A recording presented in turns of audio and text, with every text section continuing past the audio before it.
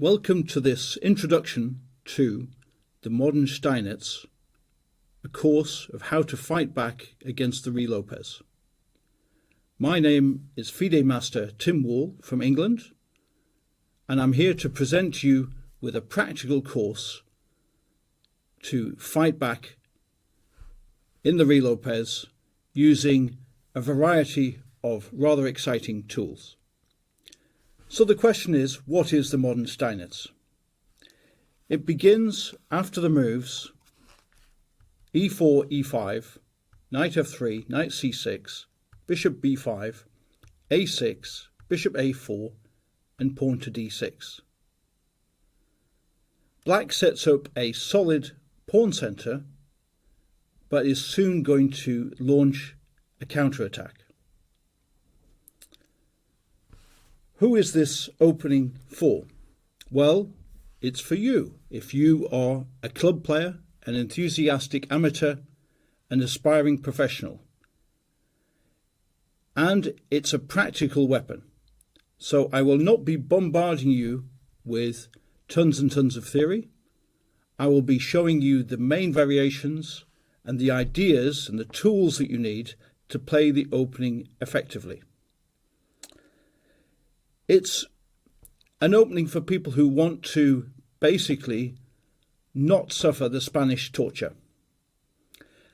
As Monty Python said, no one expects the Spanish Inquisition.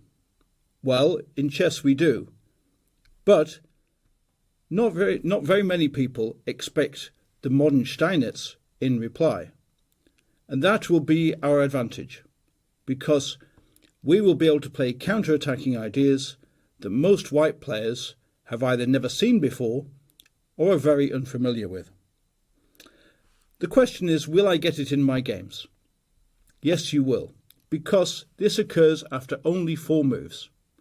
It's not like the Marshall variation, which occurs after 9 moves, which is very rarely seen these days because it has absolutely bucket loads of theory. This you will get because anyone who plays the Ruy Lopez, if they don't play the exchange variation, they must allow you the Modern Steinitz. So what are the main variations of this opening? Main variations are c3 for white, trying to build the pawn centre, and then black can immediately hit back with pawn to f5 in King's Gambit style. This is known as the siesta variation. And after e takes f5, bishop takes f5, castles, we're going to put the bishop in on d3 and cause mayhem and send all of white's queenside pieces to sleep, hence the siesta variation. Next, if white castles on move 5, we're going to hit them with bishop g4. And if h3, the old fishing pole attack with h5.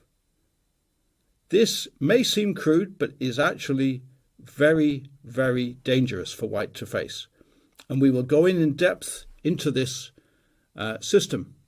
And the third way that we will play is in a more positional way. That is with the move bishop to d7. So this is an alternative to the fishing pole attack. It's an alternative to the siesta variation, and this is called the Smyslov system. And after the moves d4, g6, castles, bishop g7, we set up a King's Indian style formation. And after rook e1, knight f6, we either get a closed centre if white plays d4, d5, or we get an improved version of the closed Ruy Lopez because we've already fianchettoed our king's bishop. So that's what you'll get. You'll get very practical advice.